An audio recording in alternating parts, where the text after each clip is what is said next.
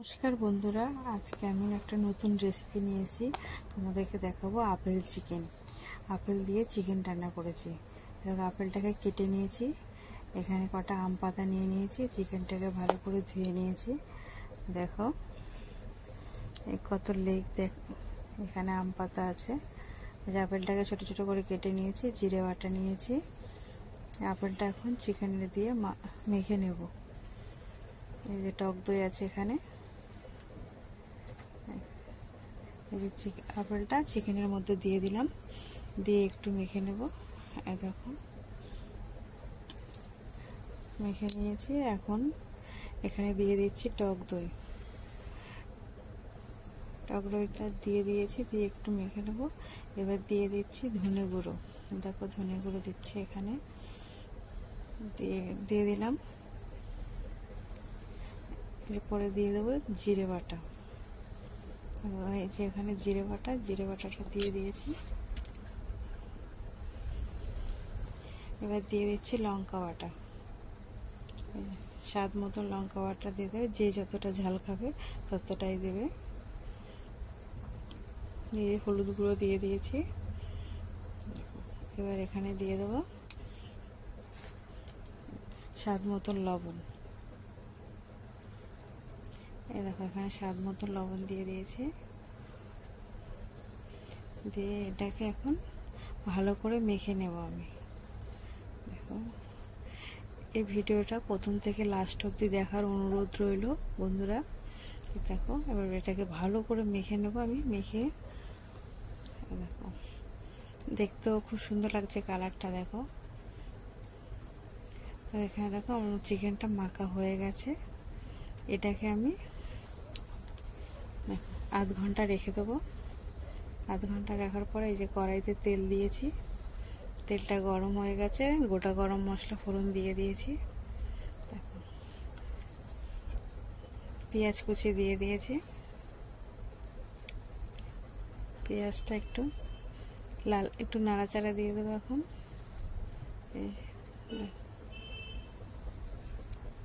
নাড়াচাড়া দিয়ে দিয়েছি। পেঁয়াজটা একটু লাল লাল হবে, এখানে একটু নাড়াচাড়া দিয়ে একটু লাল লাল করে ভেজে নেব। একটু লাল লাল ভাজা হয়ে গেছে। টমেটো কুচি দিয়ে দিয়েছি এখানে। দেখো ভালো করে একটু নাড়াচাড়া দিয়ে দেবো। মশলাটা একটু কষিয়ে নেব। দেখো এবার এখানে দিয়ে দেবো হচ্ছে আদা আর রসুন বাটা। এই যে আদা আর রসুন বাটা একসঙ্গে বেটে নিয়েছি, এটাকে এখন দিয়ে দেবো। ওই যে দিয়ে দিয়েছি, দিয়ে একটু নেড়ে চেড়ে দেবো। একটু মশলাটা একটু কষে যাবে।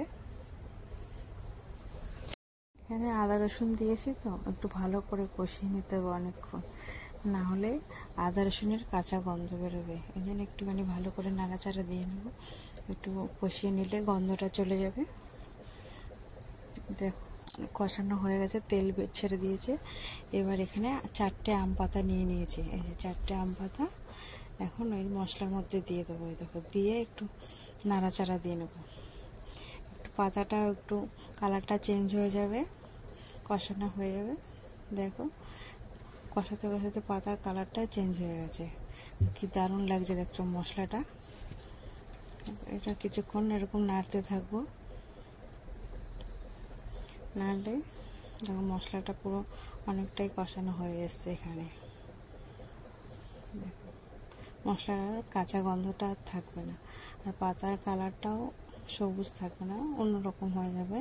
এই দেখো পুরো মশলা কষানো হয়ে গেছে, মশলা থেকে তেল বেরিয়ে গেছে। এখন মেখে রাখা চিকেনটা দিয়ে দিয়েছি। এই দেখো পুরো চিকেনটাই ঢেলে দিয়েছি, দিয়ে একটু নাড়াচাড়া দিয়ে দেবো এখন।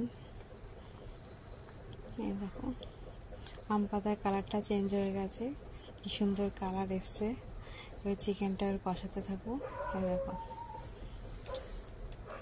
চিকেনটা কি সুন্দর, এরকম নাড়তে থাকবো কিছুক্ষণ। এবার নাড়তে নাড়তে চিকেনটাকে কষে নেব। দেখো হ্যাঁ দেখো চিকেনটা এখনও কষানো হচ্ছে। এখানে চিকেনটাকে এখন নাড়তেই থাকবো, নাড়তে নাড়তে কষিয়ে নেব, নাহলে নিচে লেগে যাবে। দেখো এই যে অনেকটা কষানো হয়ে গেছে, মাংস দিয়ে জল বেরিয়ে গেছে। এই দেখো এটাকে এরকম নাড়াচাড়া দিতে থাকবো, দিতে দিতে দেখো মাংসটা কষানো হয়ে যাবে। এই দেখো মাংসটা অনেকটাই কষানো হয়ে গেছে। দেখো এরকম নাড়তেই থাকবো মাংসটা। তারপরে যে পুরো কষানো হয়ে গেছে। এখানে একটু আমি গরম জল দিয়ে দেবো, তোমরা চাইলে ঠান্ডা জলও দিতে পারো, কিন্তু গরম জলটা দিলে বেশি ভালো হয়, যেহেতু মাংসটা অনেকক্ষণ কষানো হয়ে গেছে, তো গরম জলটা দিলে ভালো হয়। দেখো একটু জল দিয়ে, খুব বেশি ঝোল হবে না, এটা অল্প জল দিয়েছে। এই দেখো মাংসটা হয়ে গেছে। এখানে গুঁড়ো গরম মশলা দিয়ে দিয়েছি। দেখো মাংসের কালারটা কি দারুণ হয়েছে, দেখতেও দারুণ, খেতেও দারুণ। ভাত, রুটি, পরোটা যা দিয়ে খাবে খেতে দারুণ লাগবে।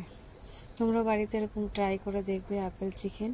এই দেখো এখানে পুরো কমপ্লিট হয়ে গেছে। চলো টাটা, বাই, পরে আবার